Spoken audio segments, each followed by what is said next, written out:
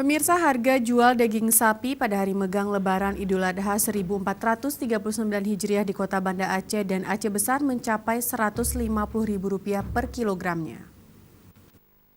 Harga daging sapi yang dijual pada megang pertama dan hari megang kedua naik jika dibandingkan hari-hari biasa. Kondisi tersebut disebabkan harga beli di tingkat peternak naik sehingga berpengaruh terhadap harga jual. Kenaikan harga jual daging sapi tersebut selain banyaknya permintaan, kondisi ini juga disebabkan oleh meningkatnya harga beli sapi dari daerah penghasil ternak yang berdampak terhadap harga jual di pasaran. Di mana pada hari ini di sejumlah lapak pedagang menjual dengan harga Rp150.000 per kilogram. Padahal pada hari biasa harga daging sapi hanya dijual Rp120 hingga Rp130.000 per kilogramnya. Meski harga sapi mengalami kenaikan, namun minat pembeli terhadap sapi untuk persiapan daging hari megang terus meningkat.